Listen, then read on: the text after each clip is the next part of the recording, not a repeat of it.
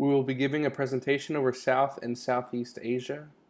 The contributors to this project are Daniel Hawkes, Garrett Herman, Josh Burton, Allison Daniel, and Alyssa Powell.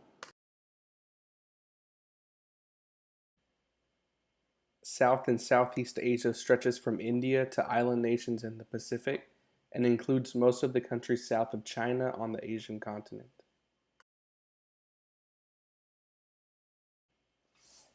These nations include in South Asia, Afghanistan, Pakistan, India, Sri Lanka, Bangladesh, Bhutan, Nepal, and the Maldives.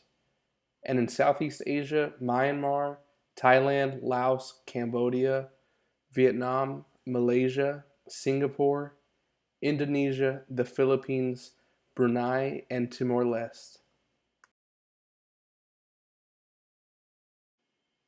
The population of this region is immense, containing over 2.3 billion people, over half living in India alone. The region contains two of the top four highest populated countries in the world, with India second and Indonesia fourth. The population of this region makes up nearly one-third of the global population and is constantly growing, as South Asia's fertility rate of 2.6 children per woman is above the replacement rate of 2.1.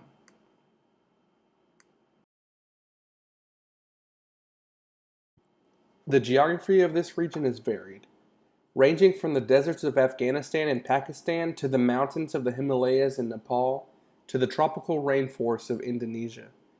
The differing physical geography throughout this region affects the population in both density and economic opportunity based on location.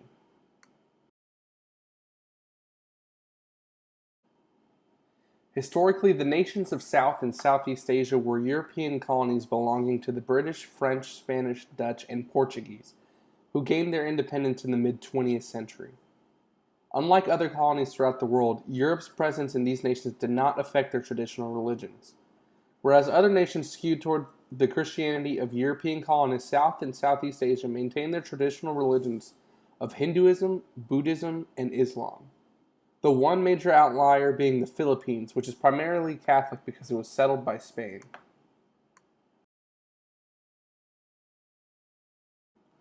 Religion has been a point of conflict in the region, especially in India and Pakistan, which split politically and seemingly religiously after gaining independence from Great Britain. India being predominantly Hindu and Pakistan being Islamic. This rift between India and Pakistan is the main source of political tension in the region, as each lays claim to the other's territory and is only amplified by their nuclear capabilities. Economically, this region is growing.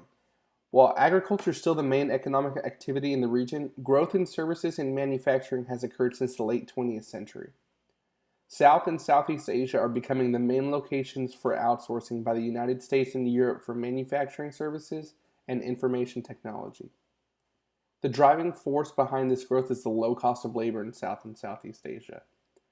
This growth has earned Southeast Asian countries the nickname the New Tigers, as they close the gap between themselves and China in being the major recipient of outsourced labor. Overall, South and Southeast Asia is a very diverse region physically, culturally, and economically.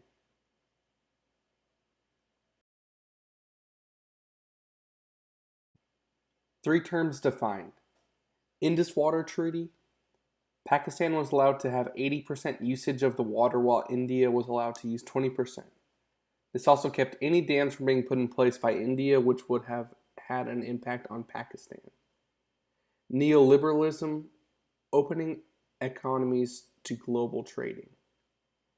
New Asian Tigers. In Southeast Asia, this is the nickname for countries when the economy is growing rapidly for manufacturing and services.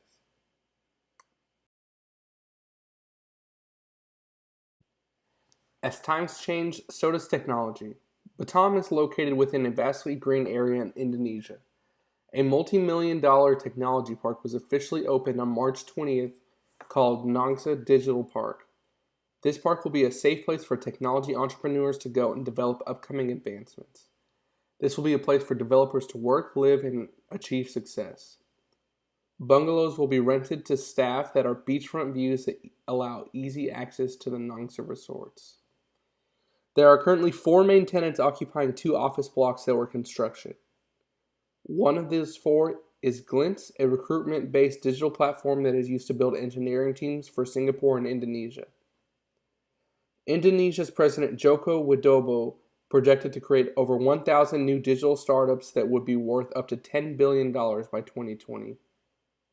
The area itself is situated 40 miles from Singapore, leaving it safe from most natural disasters.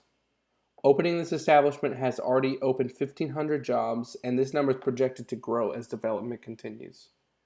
The overall benefit for Southeast Asia is that companies will be able to further expand their digital economy and also expand employment and economy status as well. This will provide a digital bridge across the region.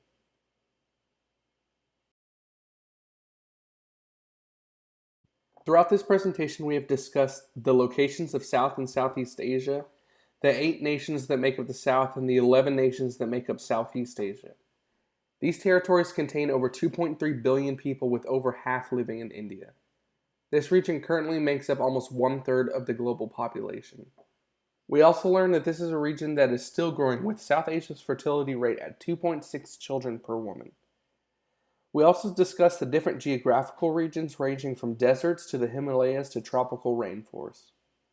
We then went through a brief history of these two regions, citing previous European colonies, main religions within the region, and politics in a few of the nations. One of the more important points we touched on is the growth in this region at this time. This is shown through the development of the technology park, which was opened in March. This project shows that the Southeast Asian region is dedicated to developing more jobs and the region. Overall, this is a region that is developing and doing it fast with the help of job development and a rising fertility rate.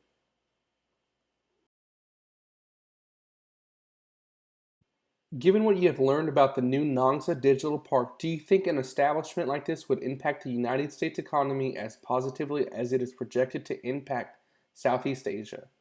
Why or why not? The high fertility rate in this region affects the global population. Are these effects positive or negative regionally? What about globally? Are there ways to bring down the fertility rate if the effects are negative?